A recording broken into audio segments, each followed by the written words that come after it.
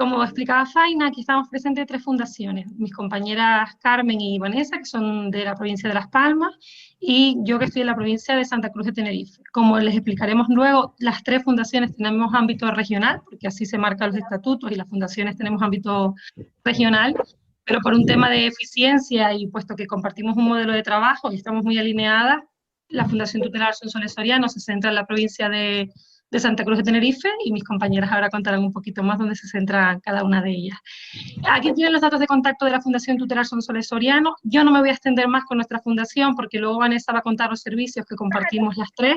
Simplemente que sepan, para quienes no nos conozcan, que la fundación se creó hace ya pues 18 años para dar respuesta a ese interrogante que aún a día de hoy tienen muchas familias y muchas personas con discapacidad, que es, oye, y el día que mi familia no esté, ¿quién me va a dar los apoyos? Y las familias dicen, y el día que nosotros no estemos, ¿quién le va a dar los apoyos a mi hijo, a mi hijo, a mi hermana? ¿Vale? La fundación se crea y dice la fundación va a estar a su lado. ¿Vale? Hasta aquí la presentación de la Fundación Sonsoles y luego retomamos. Ahí se está colando un sonidito por detrás, sí. Se oye muchas voces de fondo. Sí, yo intento ir silenciando, ¿vale? Buenas tardes, yo soy Carmen Delia, yo vengo a presentarle la fundación de Funcaprosu. Se encuentra situado en la calle Málaga, en Las Palmas de Gran Canaria. Nuestro ámbito de actuación es la comunidad autónoma, aunque nosotros actualmente solamente estamos prestando servicios en la isla de Gran Canaria.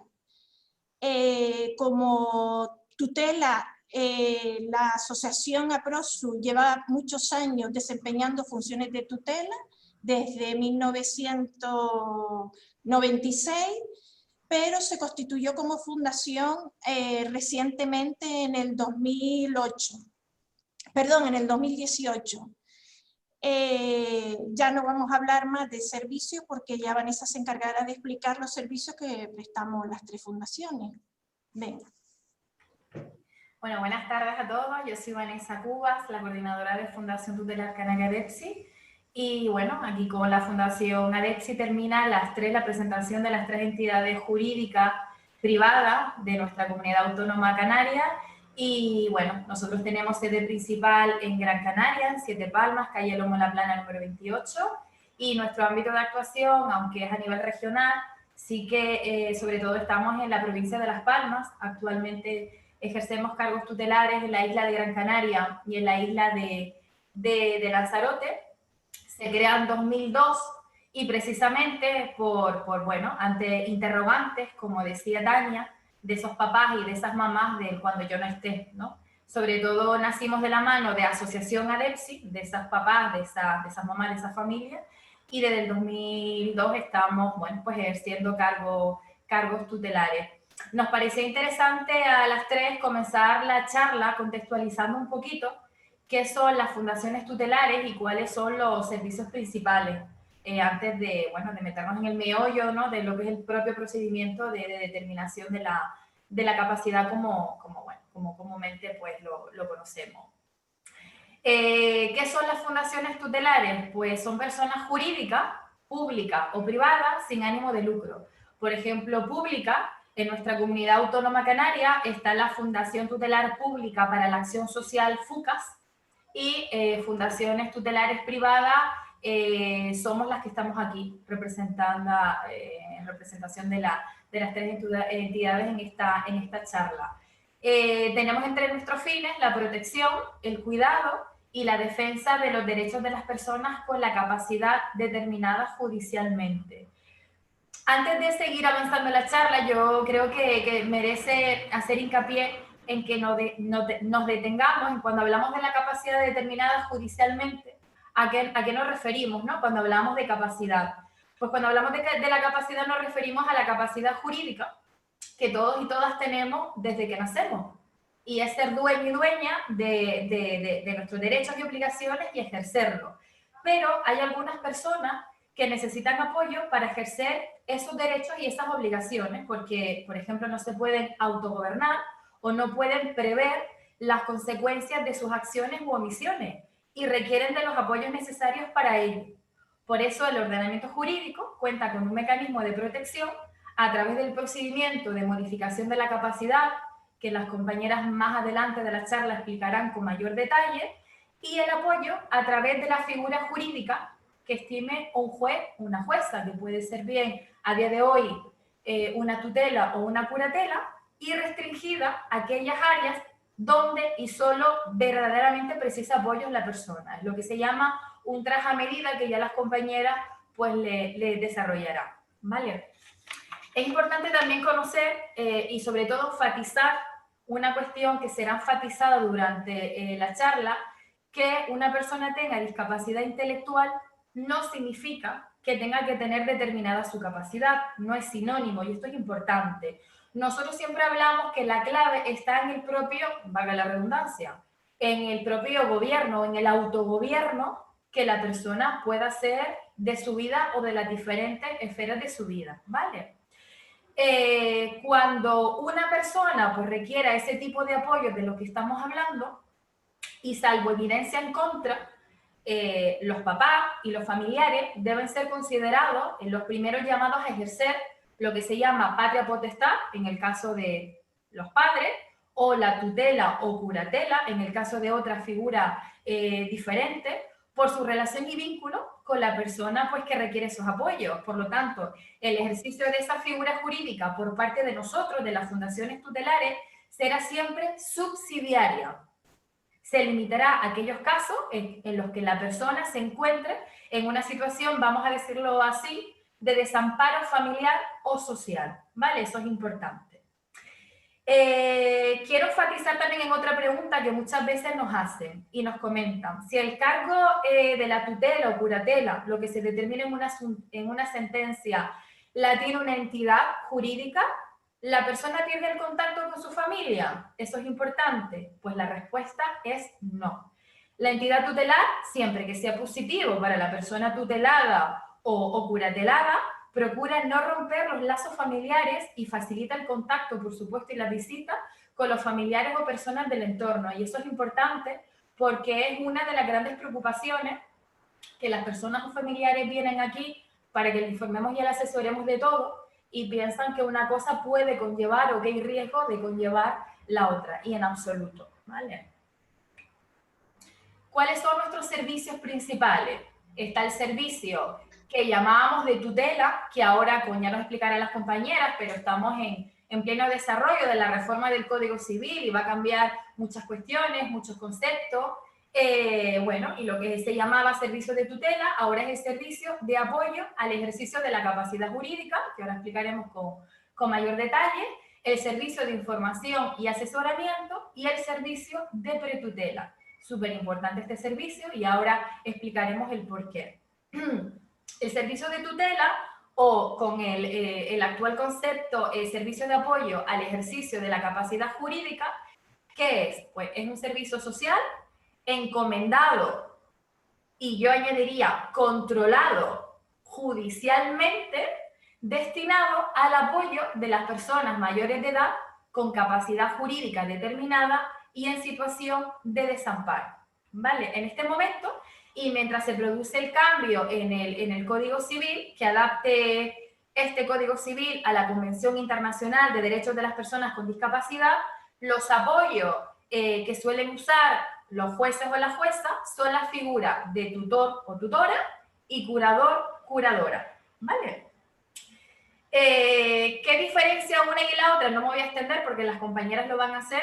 Actualmente la diferencia es en la extensión del apoyo, ¿vale? Fundamentalmente.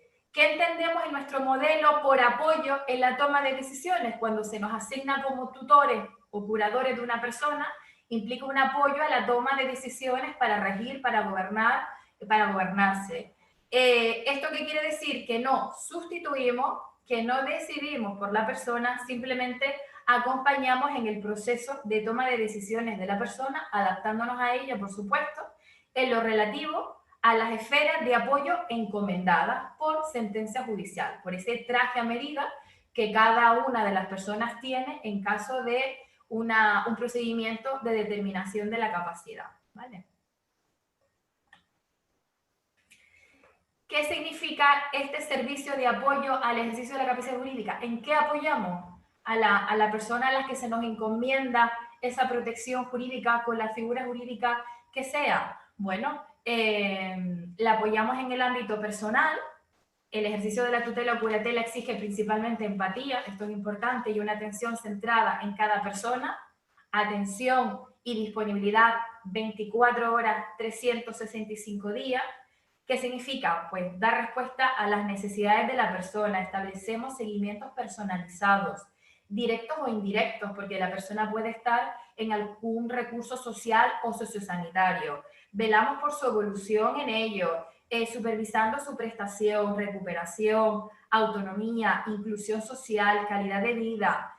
Acompañamos durante toda su vida, durante todo su desarrollo vital, proporcionándole los apoyos que precise según sus demandas y según sus intereses y de su, por supuesto, individualidad y de necesidades evolutivas.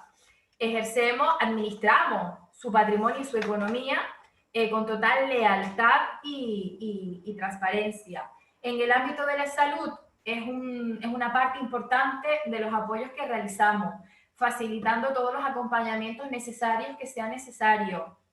En la esfera patrimonial gestionamos de forma personalizada el patrimonio de una manera reflexionada y rigurosa, con eficacia y transparencia. Y en la esfera económica, para garantizar el cumplimiento de nuestras obligaciones y asegurar que las decisiones tomadas son en beneficio de la persona, rendimos cuentas detalladas al juez o la jueza. Es una de nuestras obligaciones como tutores, el rendir cuenta anualmente de la esfera personal, la esfera económica patrimonial de la persona. Incluso yo lo explicaré a las compañeras, para determinadas acciones de relevancia, como puede ser aceptar una herencia, compra-venta de un inmueble u otro tipo de acciones, no podemos actuar impulsiva ni arbitrariamente en absoluto. Siempre tiene que ser bajo la autorización de un juez o de una jueza. ¿Qué nos caracterizan a las fundaciones tutelares? ¿Qué principios guían nuestras prácticas? La transparencia, calidad y ética. Tenemos en la calidad, tanto en la calidad de vida como en la calidad de nuestra propia gestión y en la ética, pues un conjunto de criterios y normas pues, que regulan nuestra actividad en busca siempre de la mejora continua de nuestra tarea y en la transparencia de nuestra gestión. La persona en el centro de nuestra intervención es fundamental. Nos centramos en los planes de apoyo de las personas, conocemos todo de la persona, sus sueños, sus antecedentes, su historia, su proyecto de vida, siendo estos los que guiarán el plan de vida individualizado y que, elaborado desde el modelo de calidad de vida, va a ser nuestro marco técnico, ¿no? El marco técnico de las fundaciones. Independencia. No somos juez y parte, es decir, las fundaciones tutelares no prestamos servicios residenciales, ni laborales, ni educativos, etc. Y no lo hacemos porque entendemos que el mejor ejercicio de la tutela nos exige la independencia suficiente para actuar como un usuario informado y exigente con respecto a los servicios que se prestan y se ofrecen a las personas que nosotros apoyamos jurídicamente. La subsidiariedad, ya lo explicábamos al inicio de la presentación. Las fundaciones tutelares tenemos que ser vistas como último recurso, ¿no? Cuando la persona pues no tenga familia o teniendo familia pues no puedan, no quieran o no sean considerados los más idóneos por parte del juez o la jueza para ejercer esa responsabilidad y protección jurídica. Otros principios que nos rigen es la colaboración, la cooperación y apoyo mutuo. Es fundamental porque trabajamos en coordinación con el resto de grupos de interés que actúan en el campo de la discapacidad intelectual, en este caso, y la acción social, y para buscar siempre soluciones y construir pues, una sociedad más justa y solidaria, y colaboramos con todos los agentes y recursos, no queda de otra. Nosotros tutelamos y curatelamos a personas que reciben apoyo de servicios sociales o servicios sociosanitarios, y todos a una con el plan de apoyo individual de la persona, ¿no? No son varios planes de apoyo, es una persona, un plan de apoyo, y nos coordinamos de la manera que ese plan de apoyo pueda tener el mejor curso posible. Responsabilidad social. Las fundaciones tutelares tenemos la responsabilidad de identificar y de visibilizar las condiciones del desarrollo de derechos sociales y exigir la responsabilidad pública y de la propia sociedad en su conjunto, ¿no? Como veladores, buenos veladores de los derechos e intereses de las personas. Y la confianza y cercanía porque el afecto y la atención personal es clave, es básico en nuestro trabajo.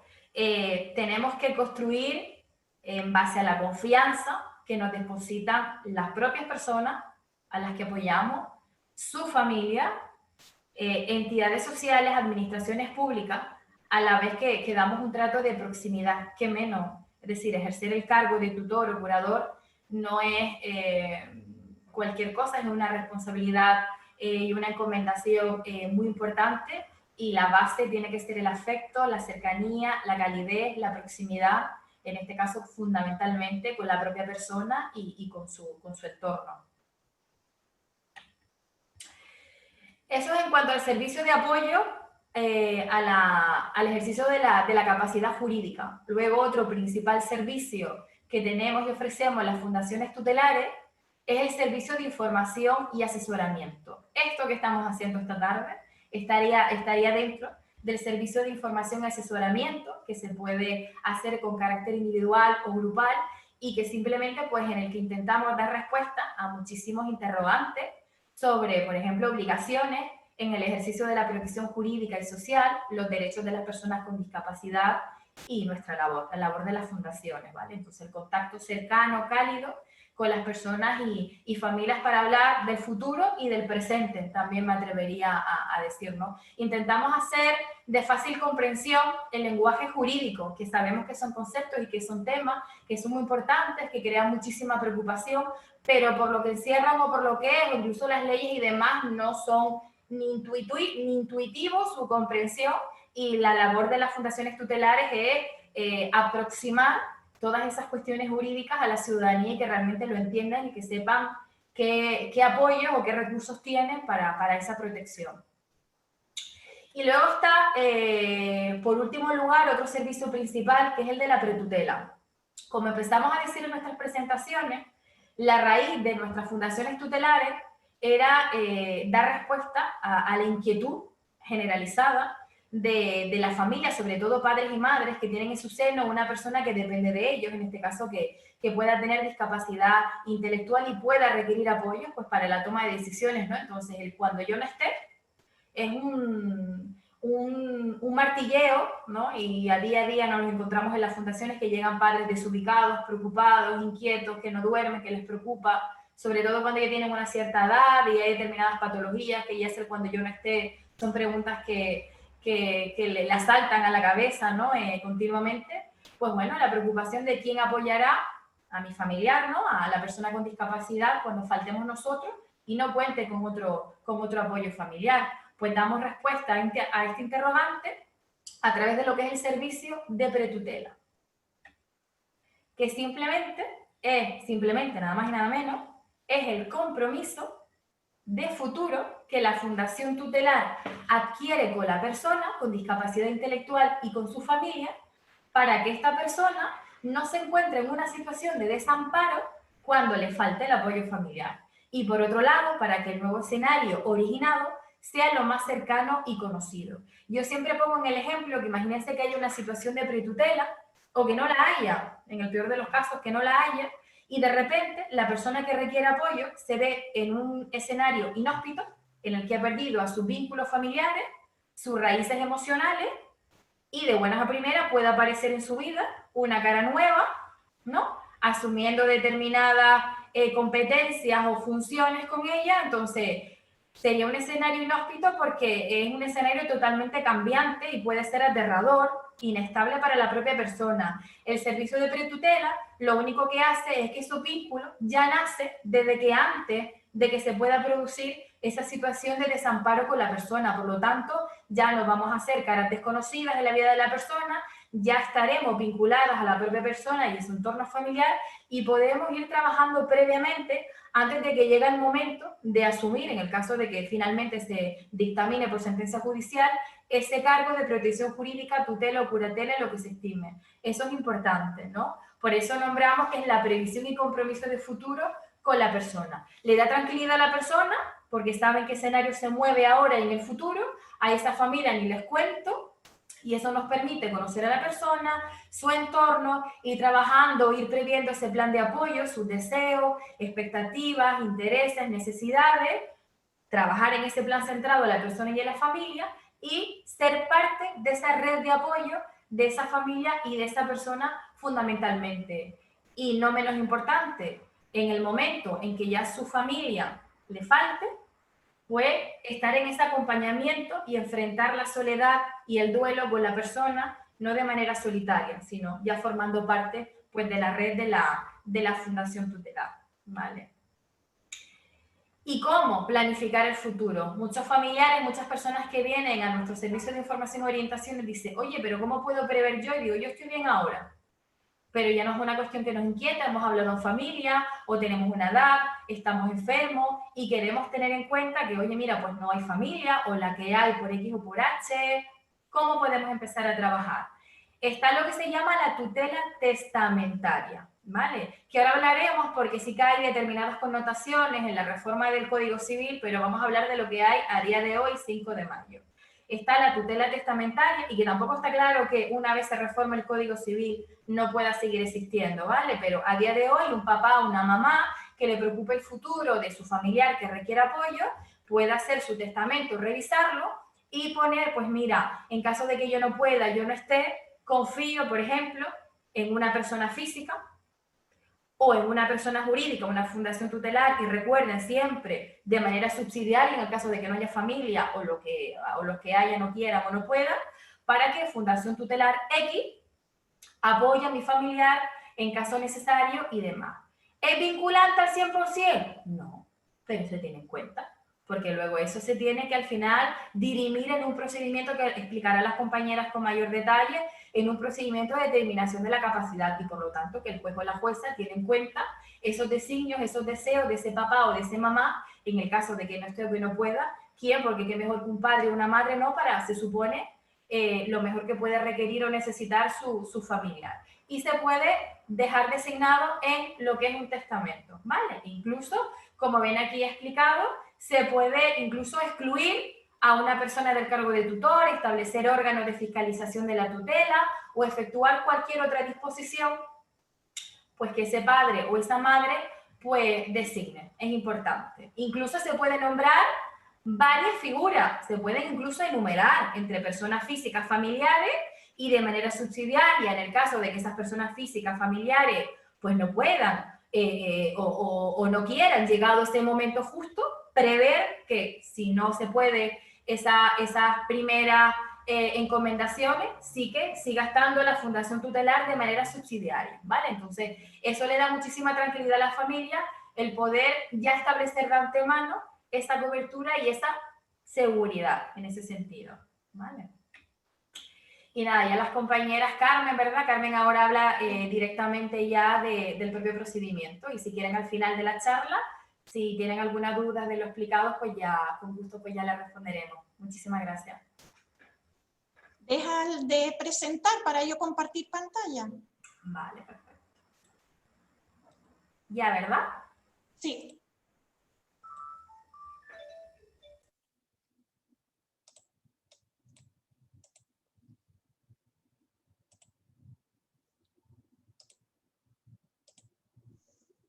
Vale. Yo voy ahora a presentar en qué consiste el procedimiento de la modificación de la capacidad jurídica, ¿vale? ¿A quién se le puede modificar? ¿Quién puede iniciar ese procedimiento?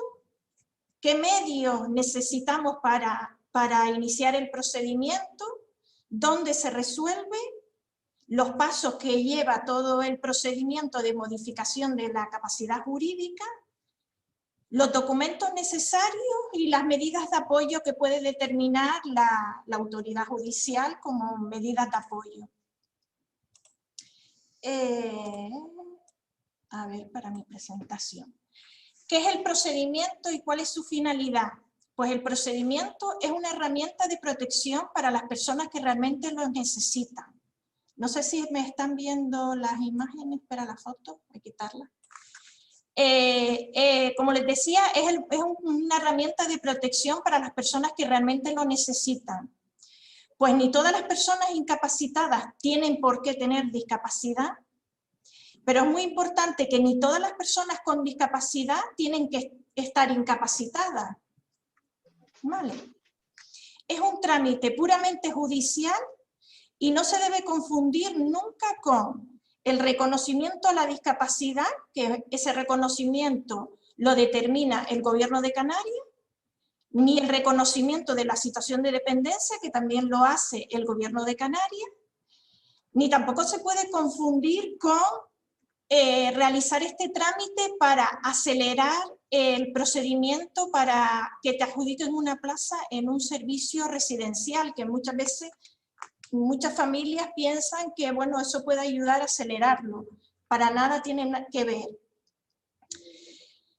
Como pueden ver, he utilizado palabras como personas incapacitadas un poco para hacer una contextualización y porque yo creo que todo es el lenguaje que estamos acostumbrados a oír.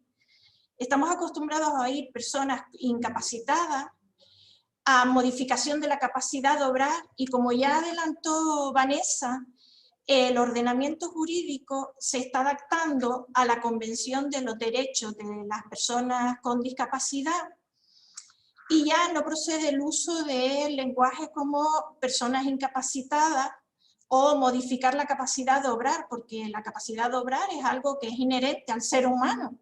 Un juzgado no puede modificar esa capacidad. Sí, lo que puede hacer un juzgado es modificar la capacidad jurídica. ¿Vale? ¿Qué es la capacidad jurídica? Ya también Vanessa habló un poco. Y la capacidad jurídica es la capacidad de ser titular de derechos y obligaciones y de ejercer esos derechos y obligaciones, lo que nos legitima. La capacidad jurídica de ser titular concede a la persona sus derechos, que los reconoce el ordenamiento jurídico. Y la capacidad jurídica de actuar en derecho reconoce que la persona es un actor jurídico que puede realizar actos con efecto jurídico. Por ejemplo, los actos con efecto jurídico podríamos estar hablando de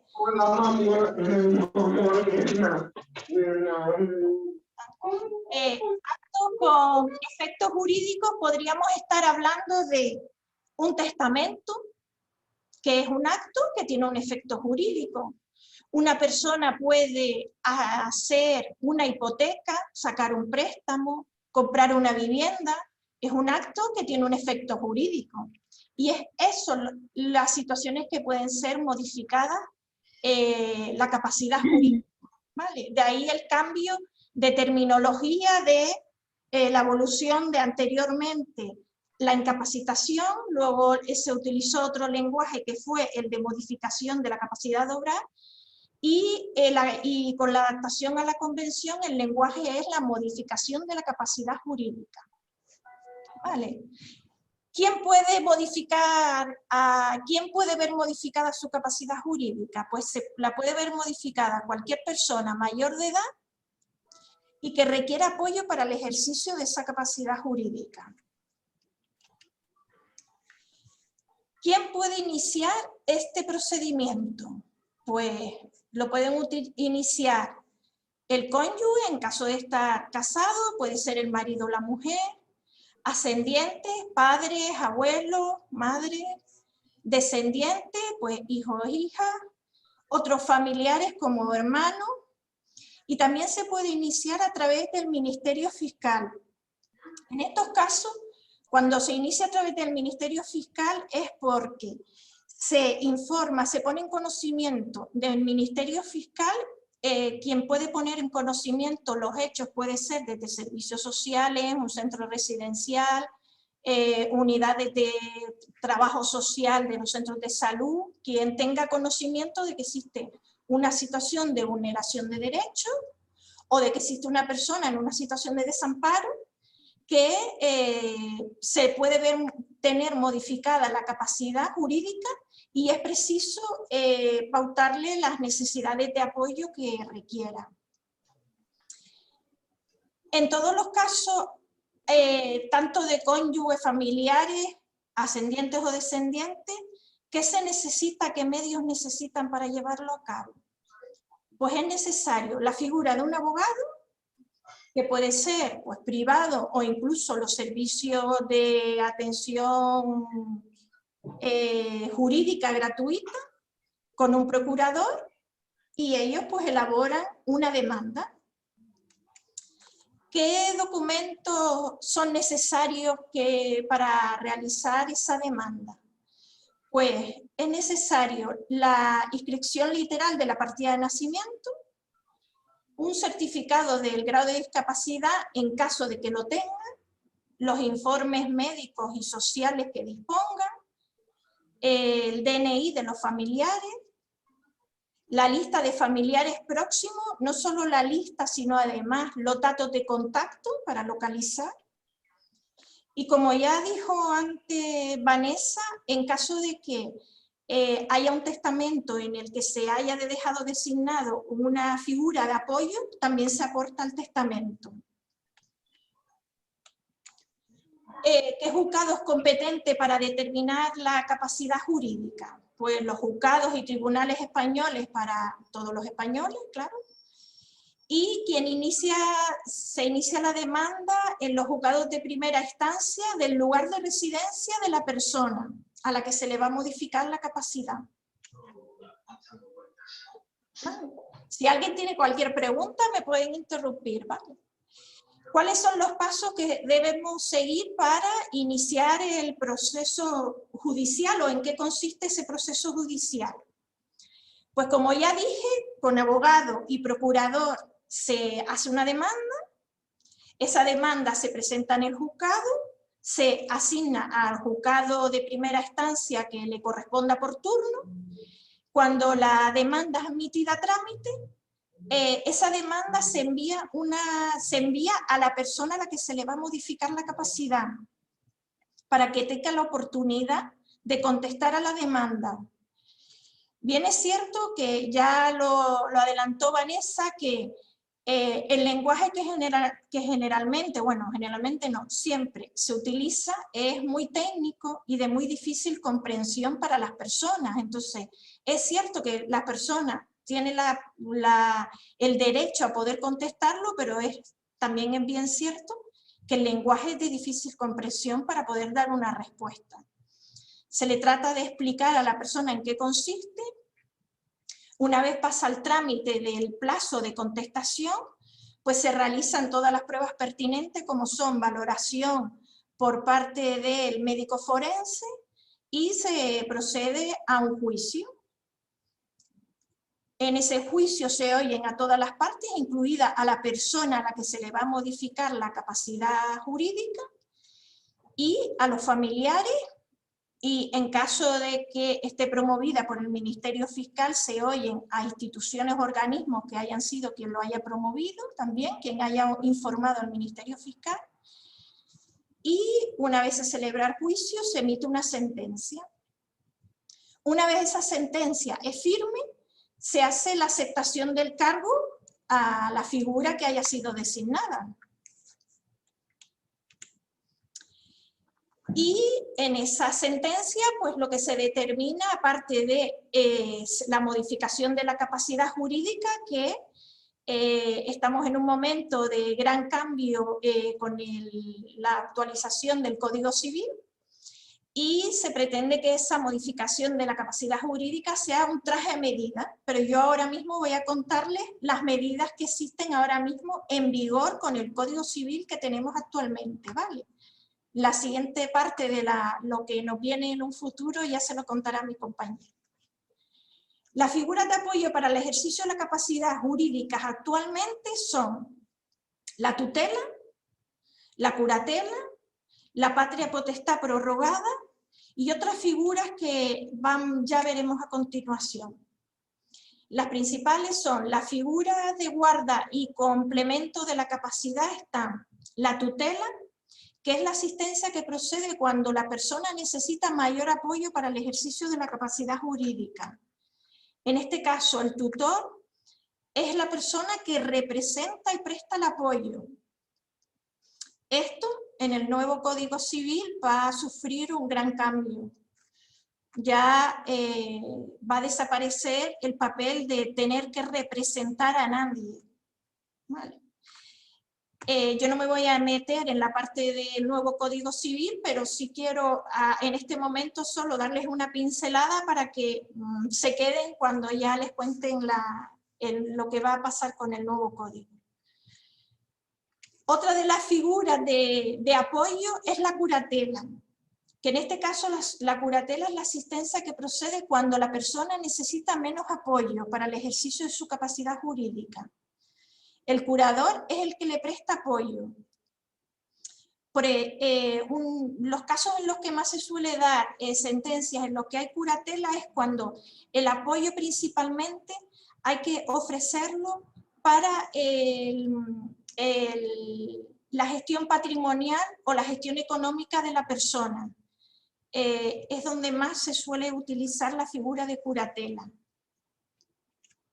Y otra figura de guarda y complemento a la capacidad que existe en el Código Civil actual es la defensa judicial, que es una figura de guarda que se caracteriza por actuación que es temporal, transitoria, provisional. Por ejemplo, en el caso que de una modificación de la capacidad jurídica la promueva el Ministerio Fiscal, de manera transitoria le designa a la persona una defensa judicial mientras dure ese proceso de modificación de su capacidad jurídica. Y la guarda de hecho es la figura que careciendo de sentencia, desempeña las figuras, funciones propias como la de figura de un tutor.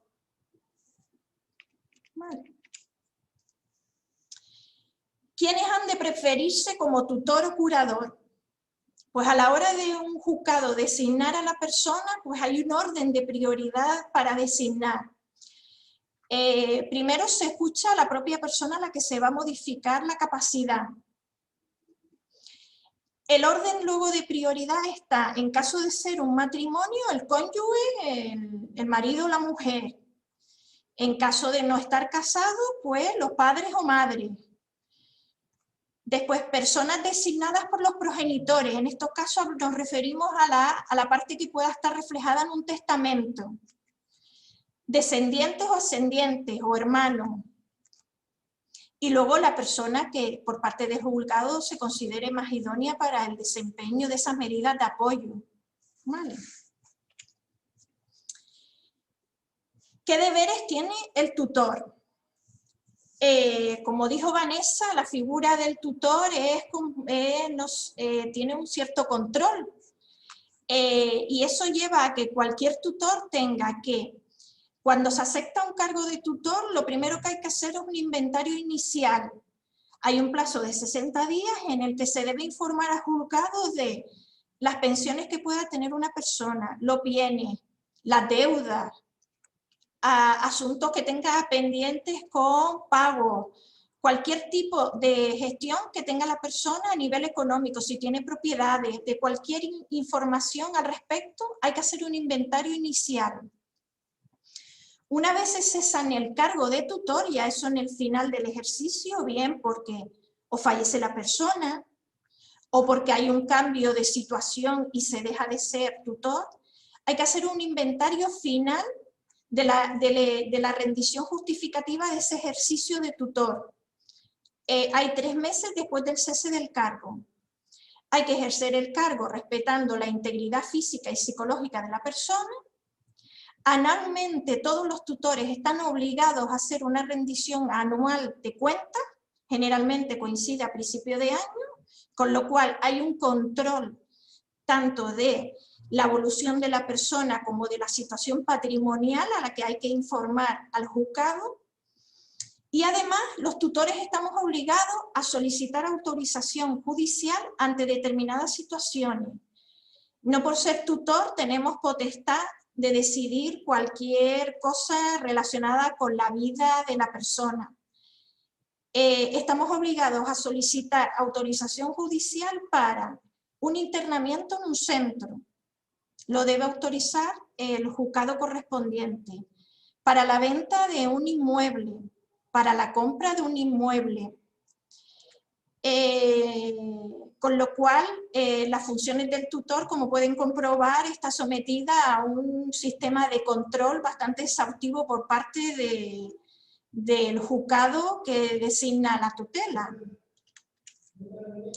Y bueno, hasta aquí llega mi presentación. Ahora le toca a Tania hablar de la reforma del Código Civil. No sé si alguien quiere hacer una pregunta antes de pasar a la siguiente parte, o si no, al final cualquier pregunta me pueden hacer.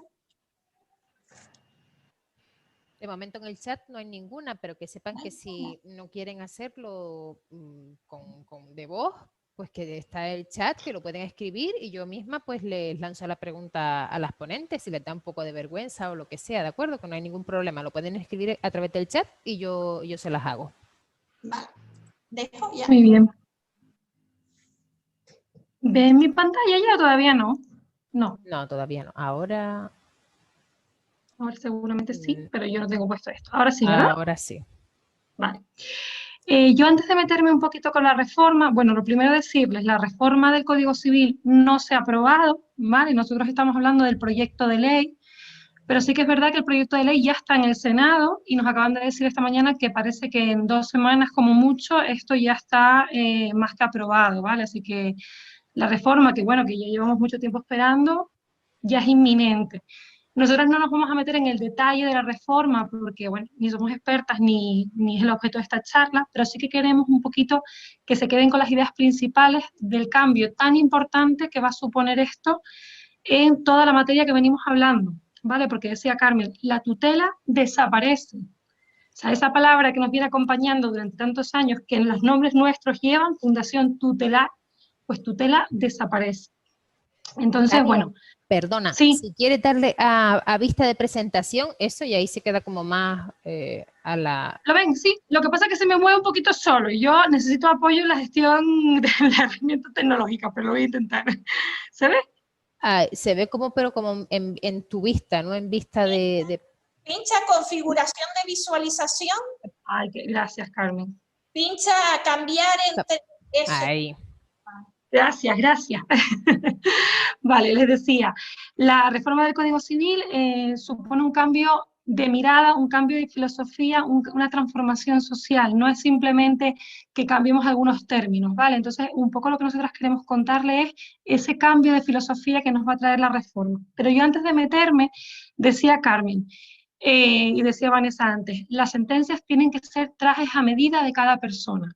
Yo recupero, y me voy un poquito más para detrás, tenemos personas con discapacidad que tienen un certificado de discapacidad que declara su discapacidad, un certificado que emite el gobierno de Canarias, como nos decía Carmen, pero no todas las personas por tener ese certificado de discapacidad tienen que tener su capacidad determinada judicialmente. No todas van a requerir un apoyo para la toma de decisiones marcado por sentencia judicial.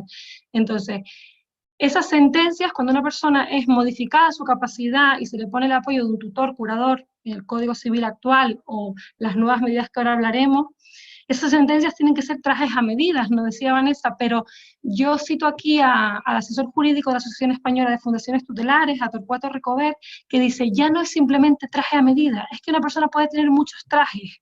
¿Qué quiere decir esto?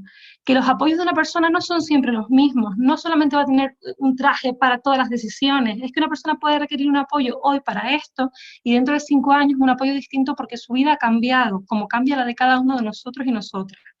Entonces, a eso va la reforma del Código Civil, ¿vale? A que los apoyos cada vez sean más concretos y más ajustados al perfil de las personas.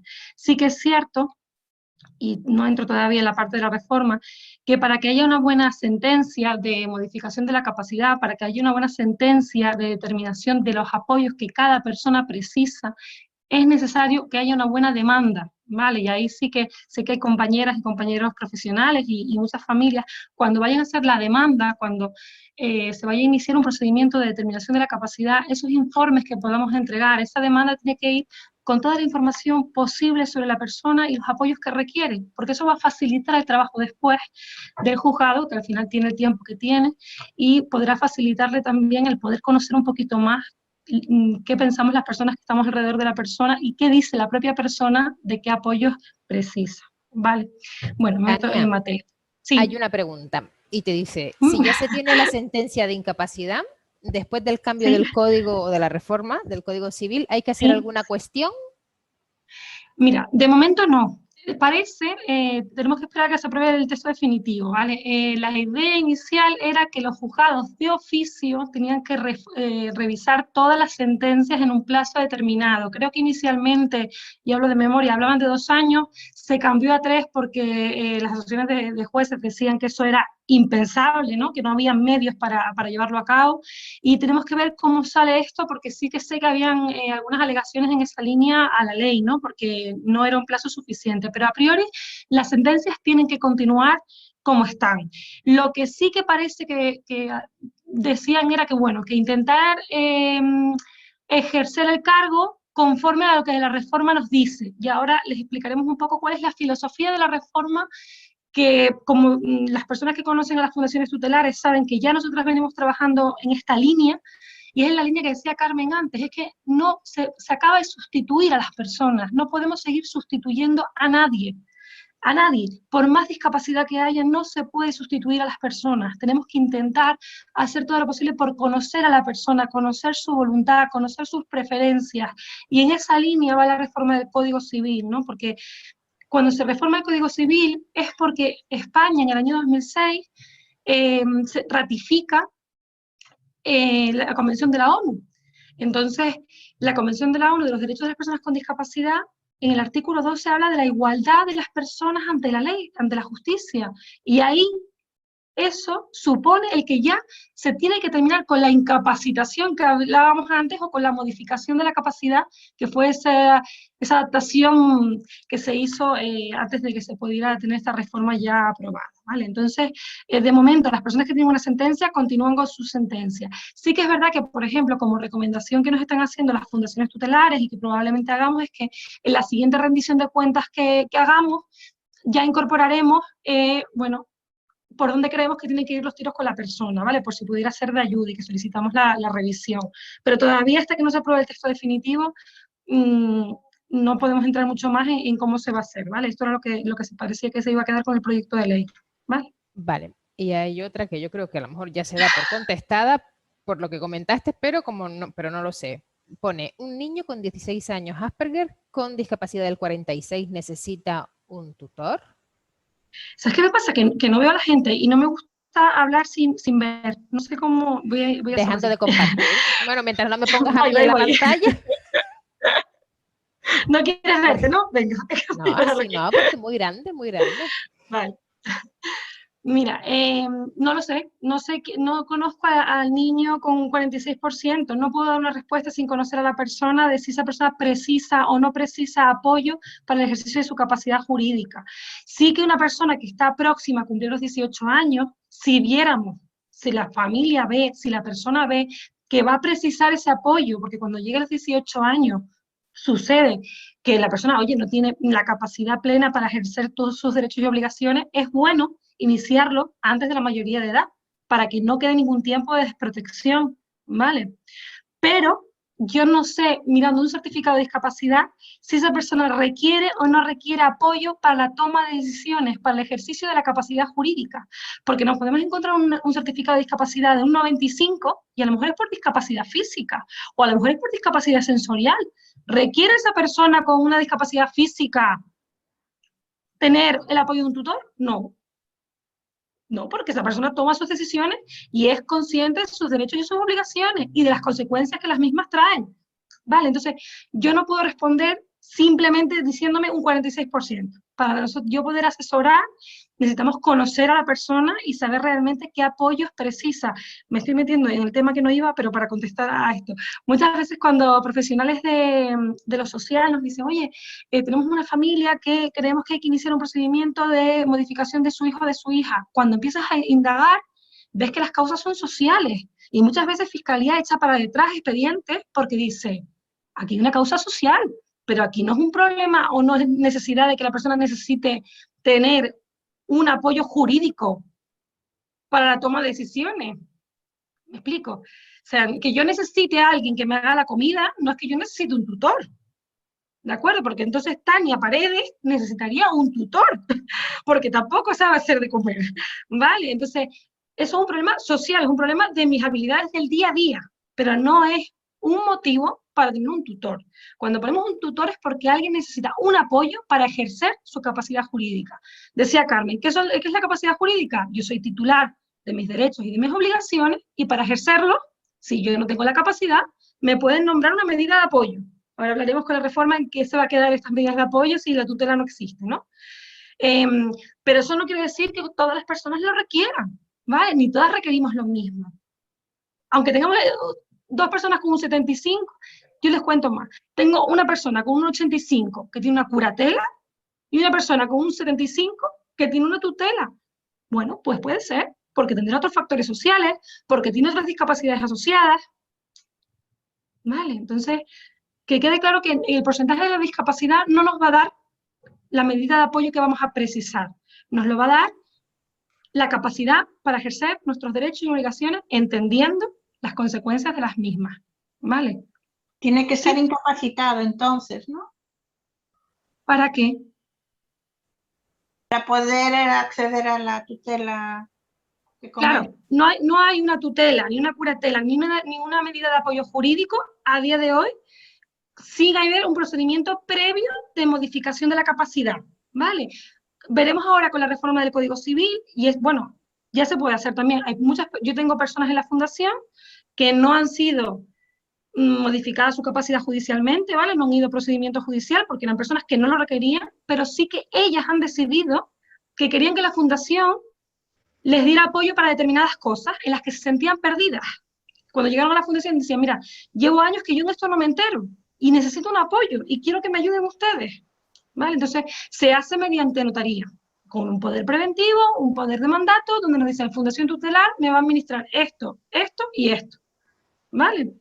Y a este tipo de medidas de los poderes preventivos, de los poderes de mandato, sin pasar por un procedimiento de juzgado, es donde pone el foco la reforma y dice, esas medidas voluntarias, donde la persona decide qué requiere, tienen que estar por encima de las medidas judiciales de tutela y de curatela, que son subsidiarias. ¿Vale? Y esa es una de las grandes claves de esta reforma, ¿no? Que empieza a decir, no es, la reforma nos dice, hasta ahora siempre hemos hablado del interés superior de la persona, ¿no? Cuando se nos nombraba tutores, nos decían, los tutores tienen que trabajar por el interés superior de la persona. Y la reforma del Código Civil dice, no, el interés superior no. Ustedes trabajan por la voluntad y los intereses de la persona. Y hay una diferencia muy grande ahí, ¿vale? Yo, por el interés superior, puedo tomar una decisión totalmente en contra de lo que la persona quiere en su vida. ¿Sí? Pensemos, por ejemplo, personas que quieren vivir solas. Y nosotros decimos, no, por su interés superior, está mejor en un recurso residencial, que está protegidita. ¿Cuál es la voluntad de la persona?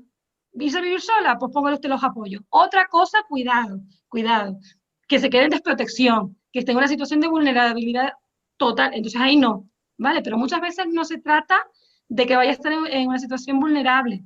Se trata de que necesitamos poner los apoyos que la persona precise. Y me estoy yendo totalmente de la presentación, pero no pasa nada, que para eso estamos hoy aquí. Vale, ahora vuelvo yo un segundito y vuelvo a aprender. Otra cosa importante antes de que se me olvide. Las personas que están modificadas su capacidad, que tengan un tutor o con la reforma del Código Civil que tengan una medida de apoyo, no tienen por qué vivir en un recurso residencial, que es otra de las grandes dudas que siempre tiene la gente, ¿no? Claro, si le doy la tutela a la fundación, ya va a ir a vivir en una residencia. No. Nosotros tenemos 45 personas con discapacidad en la fundación. La mitad viven de manera independiente, ¿vale? O sea, y mis compañeras también tienen personas, muchísimas, en vida independiente. Decía Vanessa antes, no somos juez y parte. Por eso mismo, las residencias donde están las personas no tienen por qué ser nuestras. No son nuestras. Nosotras somos fundaciones independientes. Porque las personas pueden estar hoy en una residencia y mañana en un piso tutelado y pasado en vida independiente o al revés. ¿Vale? Hoy están en un centro ocupacional y mañana acceden al empleo ordinario y luego vuelven. Nosotros trabajamos con personas. Tengo una compañera que siempre dice, ¿que cuántos proyectos tiene nuestra fundación? 44. Y le digo, 44 planes de apoyo, uno por persona tutelada, porque tenemos 44 planes con sus acciones. Lo que me vale para María, no me vale para Juan. ¿vale? Entonces, esa es una duda importante que muchas veces las familias tienen, de que se piensan que porque nosotros asumamos la tutela, la persona tiene que irse a un recurso residencial, y no es así, ¿vale? Incluso si tiene grandes necesidades de apoyo, pensemos, por ejemplo, perdonen compañeras, me he ido de la presentación, yo vuelvo ahora, ¿eh? Personas con grandes necesidades de apoyo, que su familia tiene patrimonio, ¿vale? Y dice, miren, yo el día de mañana quiero que tú la dejes en mi casa, y con el patrimonio que te dejo le pones apoyo 24 horas. Y nosotros lo hacemos, ¿vale? Porque ¿qué hace la fundación? Velar porque esos apoyos que va a contratar le den la mejor calidad de vida posible a la persona, pero sigue en su domicilio, ¿de acuerdo? Por ahí también la importancia de la pretutela de la que hablaba Vanessa. Si conocemos con tiempo a una persona, si conocemos a su familia, podemos ir trabajando en lo que la persona quiere y lo que la familia quiere. Entonces no es lo mismo llegar de cero ahí a puerta fría que el ya tener un proyecto formado e ir viendo un poquito por dónde tirar, ¿de acuerdo? Me vuelvo a la presentación, ¿vale? Bueno, había una persona que quería hacer... no me vuelvo. Pero no sé si la quieres decir en voz. Si te activas el micro, sí, te lo activas. ¿Atinas? Yo es que preferiría, con todos los respetos... Ah, ¿perdón? vale, María, perdón. No, es SoulWinSun, si no sé si lo digo, bueno, ahí, @gmail, si te estoy viendo, pero no te puedes activar el micro. Sí, lo tienes que dar tú en los 3 puntitos de tu foto. Ya está. Ya está. Venga, vamos. Sí. Pero creo que alguien quería decir algo. No sé si era respecto a que quería esperar. María, ¿puede ser? María quería hablar también. Sí, no, yo es que con todos los respetos preferiría, no si os parece bien a todas, vamos, digo todas porque creo que somos todas chicas aquí. Preferiría las preguntas al final para no dispersarnos. Me refiero a que, por ejemplo, a mí es que lo que más me interesa es lo que nos viene encima ahora, que es toda la reforma del Código Civil. Estoy tomando nota con mucho interés y con mucha atención, entonces, claro, yo creo que se dispersa un poco si intervenimos todas con preguntas que nos salen además así de una forma espontánea, lógicamente, a propósito de las cosas que va diciendo Tania, que me parece que es la que interviene ahora, ¿verdad? ¿Te llamas Tania? Sí. Pues por eso, yo creo que a lo mejor nos dispersamos un poco. Disculparme, o sea, que lo digo. Venga, pues seguimos. Más que vale, nada, sí, apuntando las preguntas, vale, sí, para que luego al final... inconveniente. Pero es que si nos vamos ahora acelerando todas, yo creo que puede dispersarse un poco más, pienso, vamos, con venga, todo pues el respeto. Sin problema, vale. Intento no alargar mucho la presentación para que haya más tiempo para preguntas, ¿vale? Decíamos, la reforma del Código Civil se va a hacer, ¿por qué? Porque la Convención de la ONU es de obligado cumplimiento en nuestro país. Desde el año 2008 que se ratifica en España, es de obligado cumplimiento. Se aprobó en el 2006, España ratifica en el 2008. Y la Convención nos dice que las personas tienen los mismos derechos y las mismas libertades fundamentales que cualquier otra persona. Si concretamente nos afecta el artículo 12, pero yo siempre digo que la Convención de la ONU, si tienen tiempo y quieren dedicarle una lectura, verán que los derechos que reconocen las personas con discapacidad son los mismos derechos que tenemos todos y todas, los mismos. Pero hay una convención que ha tenido que ponerlos encima de la mesa para que pudieran hacerse efectivos, para que se pudiera denunciar a un organismo internacional si se vulneraban, ¿no? Entonces, bueno, en los principios de la Convención lo que viene a resumirnos es que la dignidad no está en la capacidad de las personas. Nuestra dignidad no es que seamos más o menos capaces, simplemente por ser seres humanos ya tenemos dignidad de manera inherente, ¿vale? Y las medidas de apoyo que ponemos a las personas tienen que estar inspiradas en ese respeto a la dignidad. ¿De dónde viene todo esto? Pues venimos de un modelo, y los que llevan más años en el mundo de la discapacidad, yo tengo una tía también con síndrome de Down, los que llevamos más años, previo a que yo naciera, sabemos que había un modelo hace muchos años donde el modelo era de tener a la persona en un centro, y ahí está, con darle una camita y comida era suficiente, ¿verdad? Y ya estaba, suficiente. Luego se fue evolucionando y se pasó a un modelo médico, donde lo importante era recuperar capacidades. O sea, la persona tenía un montón de capacidades y algunas limitaciones, pero se ponía el foco solo en las limitaciones, y en que eso había que recuperarlo, había que trabajar y recuperar. Y hemos ido caminando hacia un modelo social de la discapacidad. Esto ha supuesto ya un cambio de mirada, ¿vale? Porque ya no hablamos, gracias a Dios, ya no hablamos de discapacitados, hablamos de personas que tienen una discapacidad, pero que son personas, con limitaciones, sí, como todos, con unas limitaciones mayores ¿Que requieren apoyo? Sí, pero que tienen muchas capacidades. Y que si esas limitaciones se encuentran con barreras, van a tener más dificultades para su inclusión social, pero que si a su discapacidad lo que hacemos es ponerle apoyos, probablemente su participación en la comunidad sea mucho más efectiva y pueden ejercer como ciudadanos y como ciudadanas de pleno derecho en muchos casos. ¿Vale? Entonces ese es el modelo social en el que nos encontramos hoy en día, donde hablamos de personas en comunidad. Seguro que conocen muchas experiencias preciosas que se están haciendo, ¿no? Como el proyecto Mi Casa y otros muchos, donde hablamos de personas en comunidad, donde las personas son eso, personas, y eso los define. Bien, la reforma del Código Civil, ¿por qué? Pues por lo que les acabo de decir, nuestro Código Civil no estaba adecuado a esa convención de la ONU, ¿vale? El Código Civil era contrario en muchos de sus artículos a la convención de la ONU y era obligado a reformarlo. Es verdad que en estos años que llevamos, si lo miran ahí, llevamos 15 años con la convención de la ONU aprobada, ya se han ido haciendo pequeñas adaptaciones, decía Carmen, ya no hablamos de incapacitar, hablamos de modificar capacidad, pero veíamos que todavía hacía falta un paso más, ¿no? Había que reformar el Código Civil.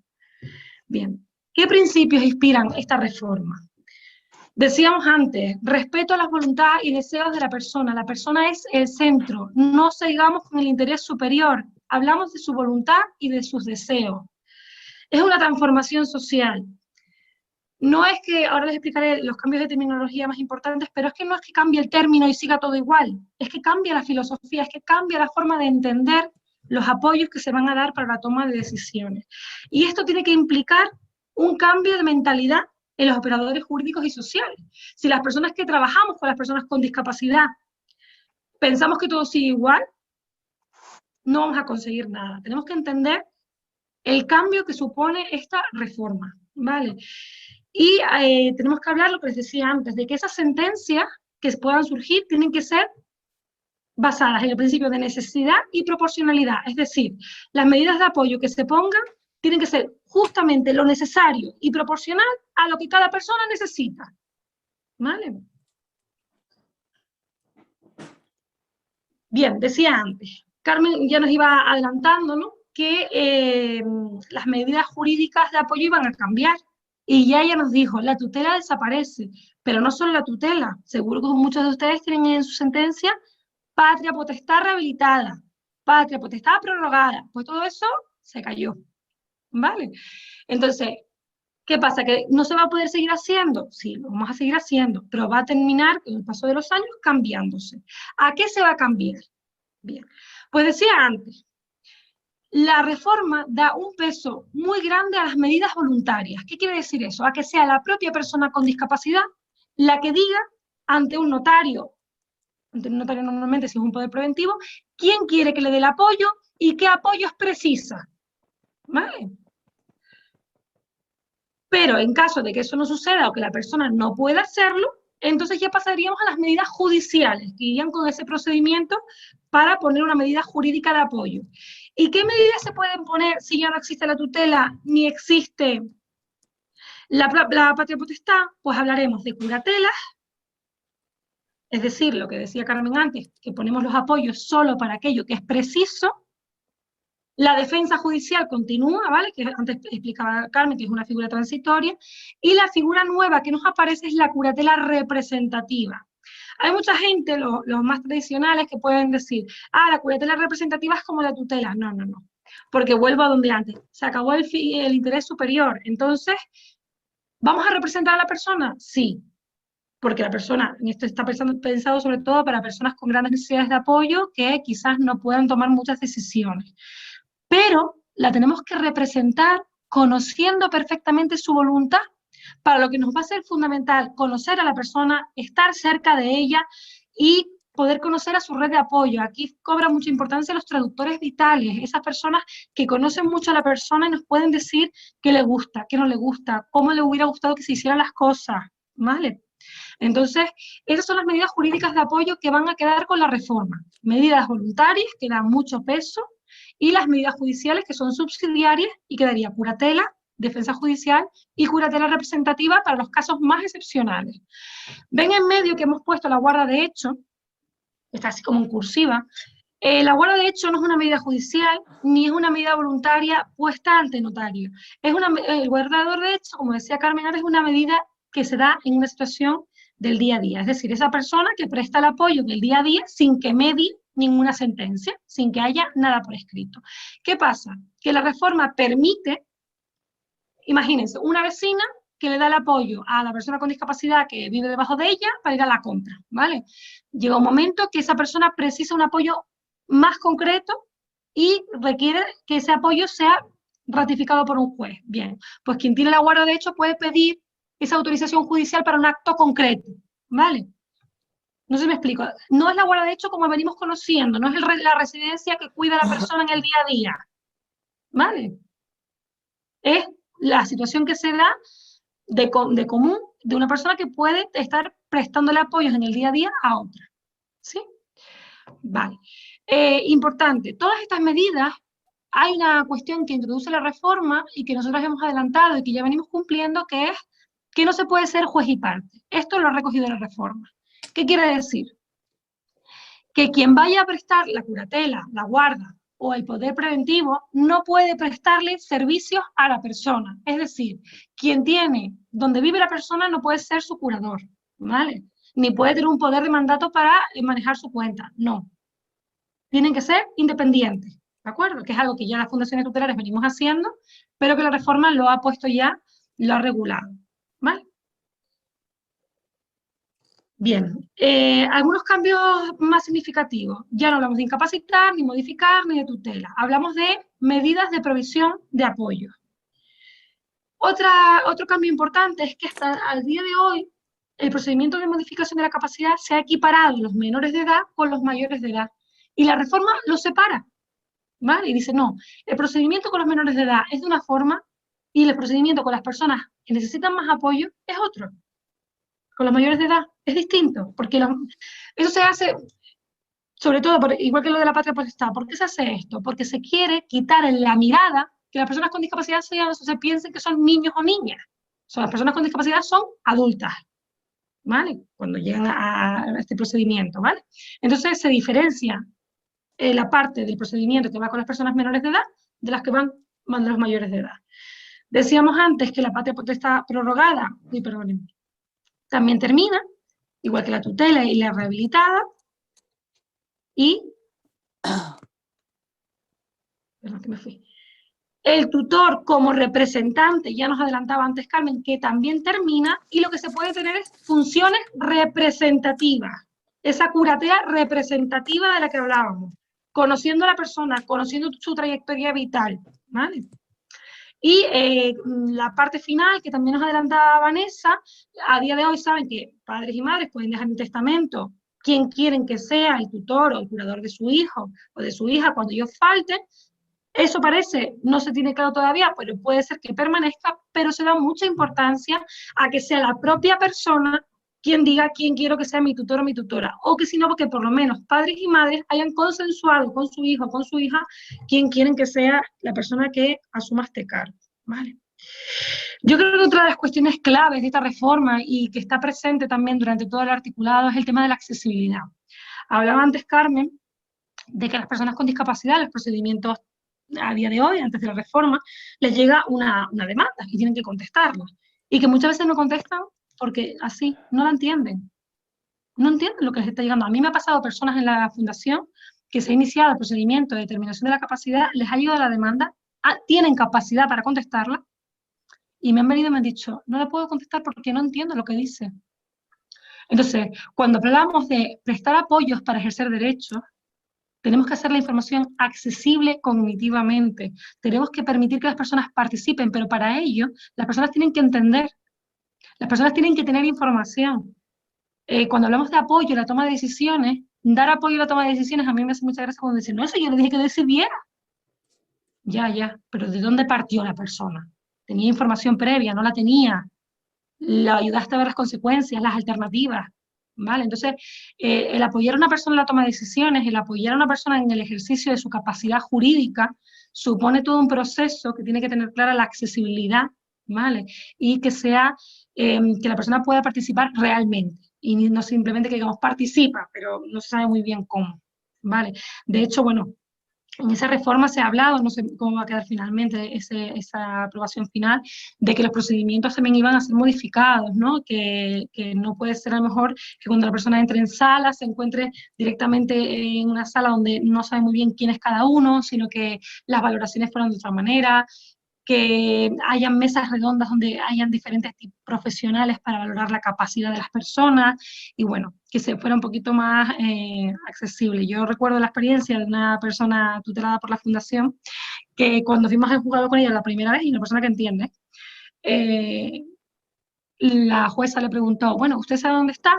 Y ella le contestó, pues yo creo que yo estoy en un velatorio, porque aquí está todo el mundo vestida de negro. Así que a mí me da que aquí se murió alguien. Estábamos en el juzgado, para su procedimiento. Pero evidentemente ella no entendía dónde estaba. Es que a lo mejor yo también, si entro allí, pienso que alguien se murió. Porque toda esa gente vestida de negro. Vale, entonces, ¿es que la persona no entendía dónde estaba? ¿O es que ella nunca lo había vivido? No sabía lo que era. Y se le pareció otro sitio que le era común. ¿Vale? ¿Es un problema de la persona o es que aquello no es accesible? Pues todas esas cosas, la reforma entra ahí también a regular y a que todo sea más accesible, ¿vale? Como les decíamos, ya está en el Senado, no solamente aprobado por el Congreso, y parece que muy pronto ya sale y además es un texto muy consensuado, ¿vale? Hasta aquí un poquito lo que queríamos contarles de la reforma y ahora sí, no sé si las compañeras quieren añadir algo más y si no, ahora ya comentamos todo lo que quieran. Vale, disponemos de 10 minutitos por si hay preguntas. Así que bueno, Soul Winsand, la pobre, que antes te cortamos, así que ahora es tu momento.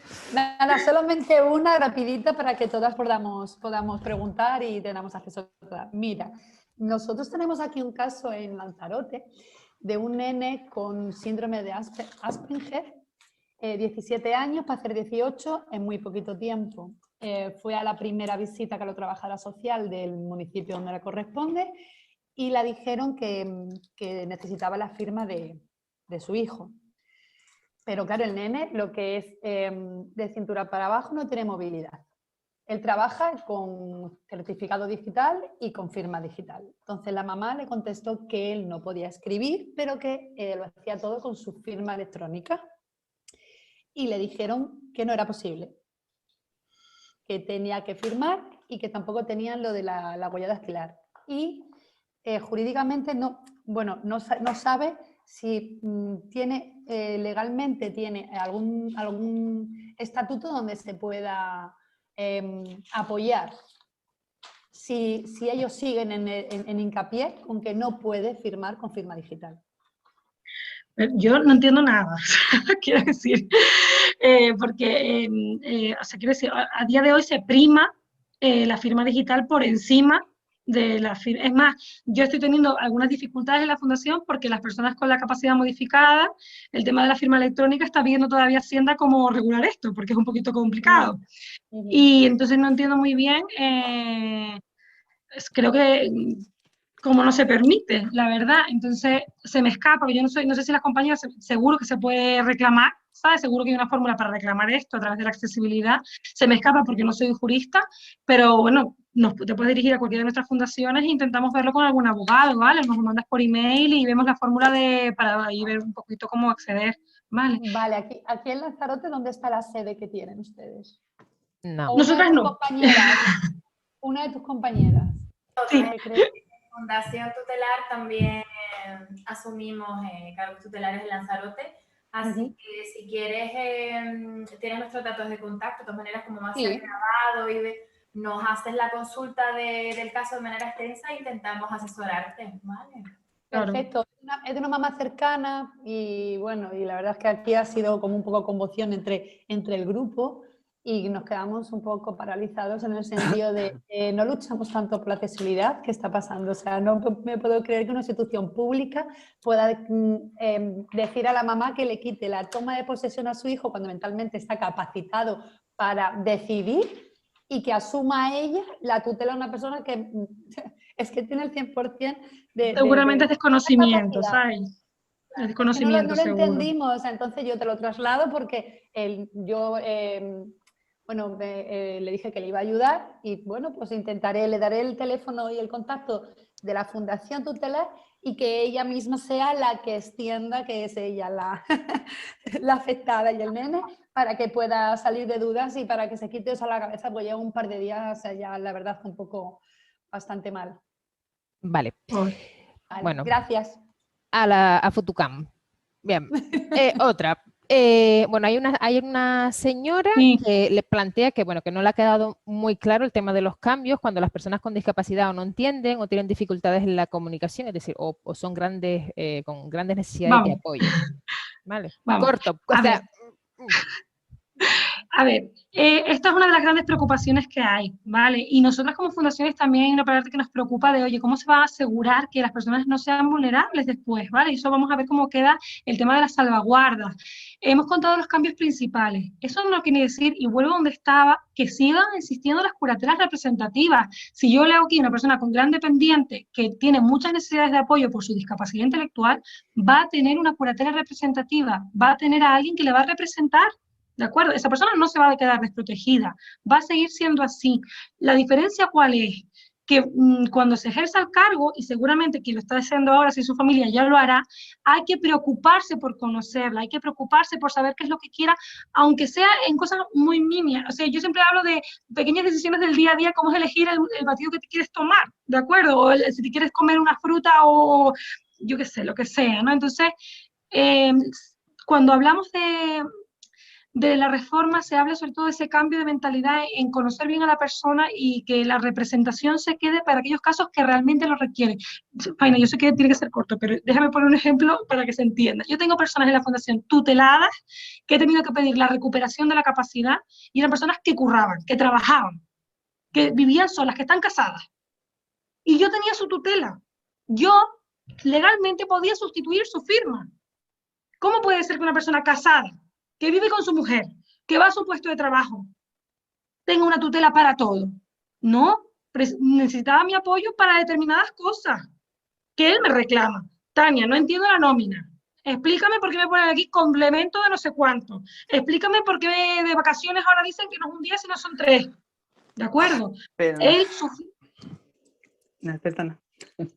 Pero su firma, pero en este caso, te hablo de este caso concreto, pero su firma en su caso no tenía que ser sustituida, tenía que ser complementada. Habrán otros muchos casos que tengamos que ser representantes de la persona, por supuesto que sí. Tania, la pregunta la hice yo, ¿me conoces? Soy Viviana, la madre de Yelika. ¡Hola, Viviana! Y yo lo digo de mis mamás, ¿no? Las mamás que siempre me claro. con las que yo apoyo y me apoyan, son chicos con bastante, ¿sabes? Para decir, claro, como lo dice una de ellas, un poco vasto, pero para que ustedes se hagan una idea.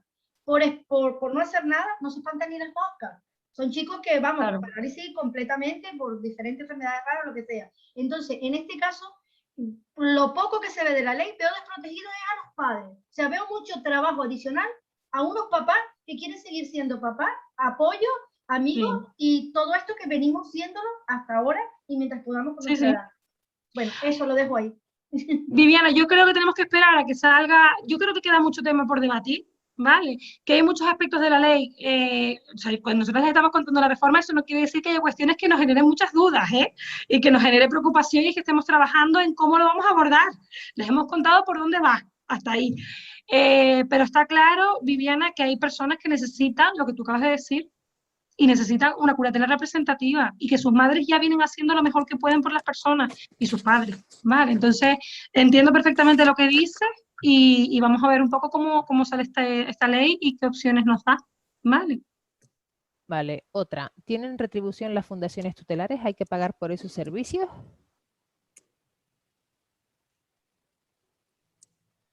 Cualquiera. No. ¿Ah? Es que no quería contestar yo otra vez. Cualquiera de las tres que nos diga. Las fundaciones no cobran por el desempeño de las funciones que les puedan ser adjudicadas por el juzgado. Vaya, no. Vale. Otra. Y creo que de momento esta es la última. Por importante, cada persona tiene su cuenta con su patrimonio. Nosotros no tenemos una caja única.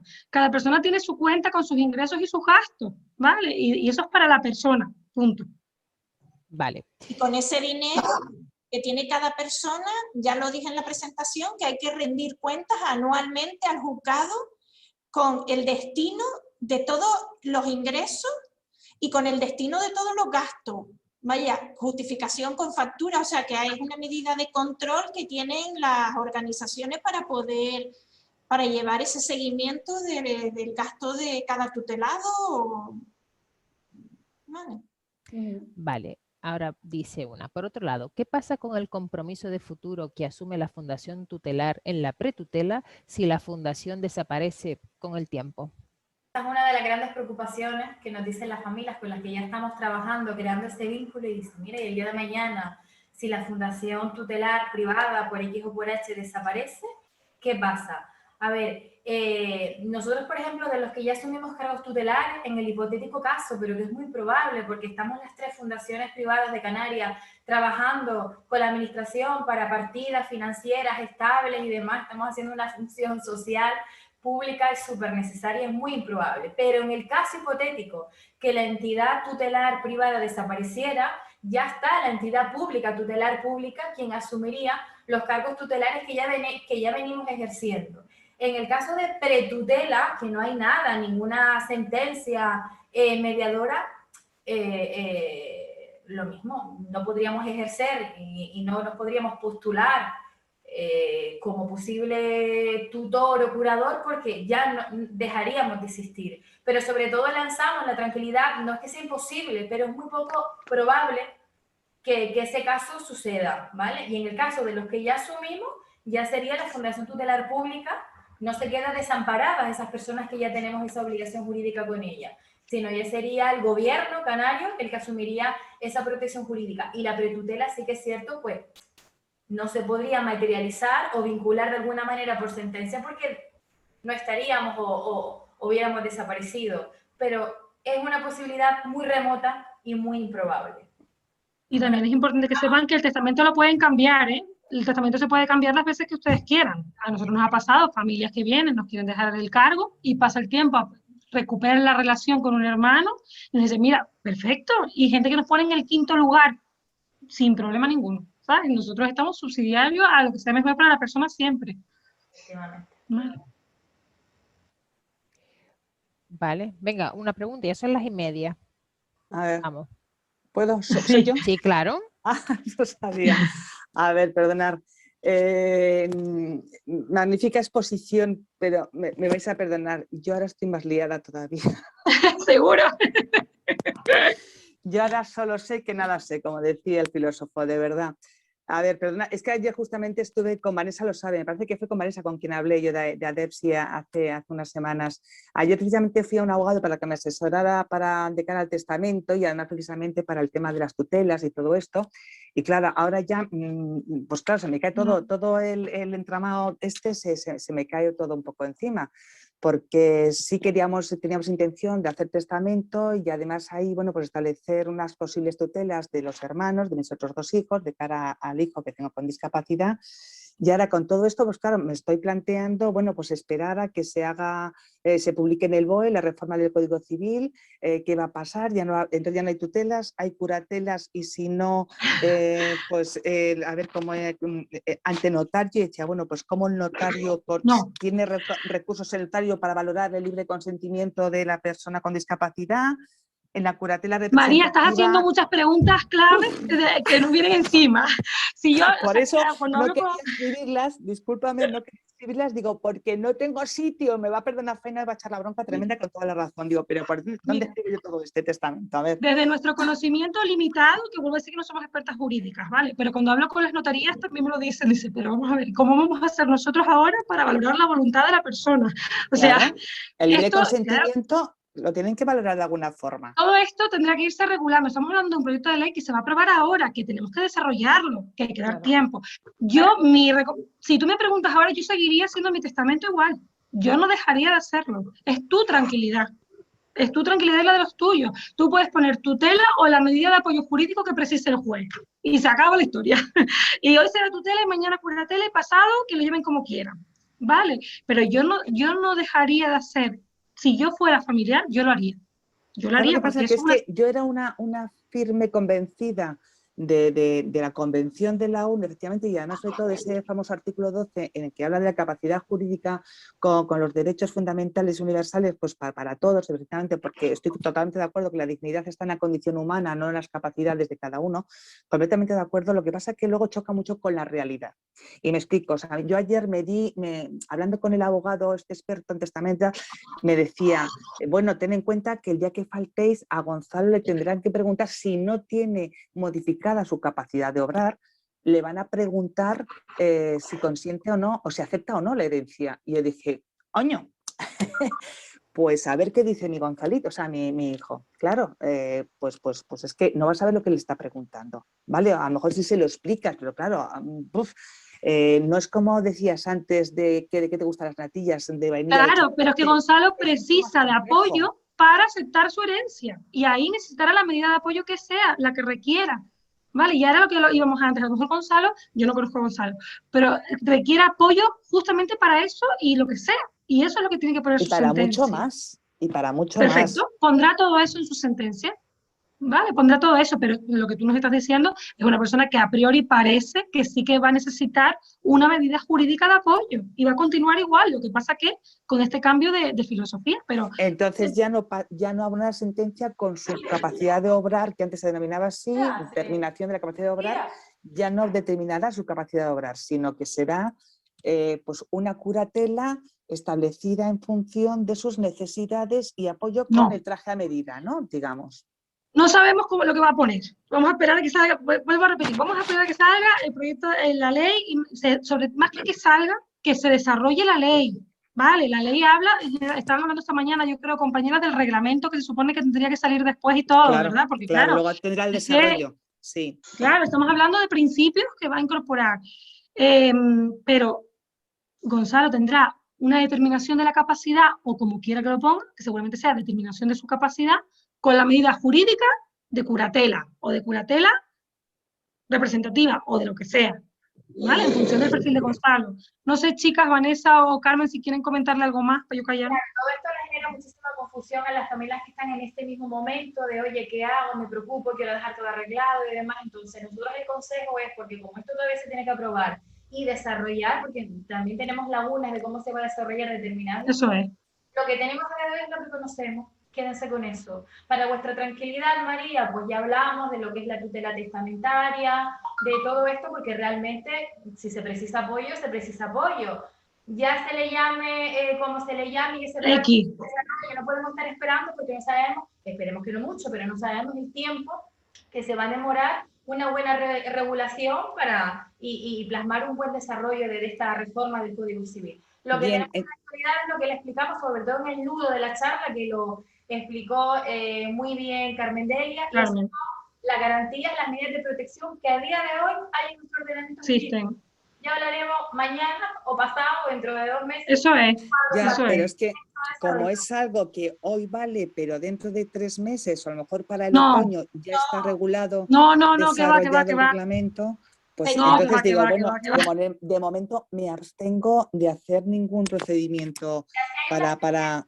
A día de hoy, María, que dice pues que fulanito requiere apoyo con esta extensión, con esta intensidad y en estas áreas concretas, por mucho que se vaya a modificar el Código Civil, esas medidas de apoyo van a estar reguladas de otra manera y con otra filosofía, otro prisma, pero no va a estar desprotegido. Es decir, no es que no vaya a tener validez la sentencia que se apruebe el día de hoy, 5 de mayo, en comparación con dentro de 3 meses, 1 año, lo que fuera. No, se llame de otra manera, se regule de otra manera para garantizar y velar por los derechos y todo lo que hemos estado hablando durante la charla. Pero no tengas inquietud por pensar, no voy a hacer nada porque hasta dentro de 4 meses o 1 año no va a tener validez ninguna lo que voy a activar ahora. No, actívalo para tu tranquilidad. Claro. Es que no lo pensaba hacer, Vanessa. Mira, María. Es que no lo pensaba hacer. Es que, a ver, pensaba hacer el testamento, pero todavía no me quería meter en el procedimiento, ¿sabes?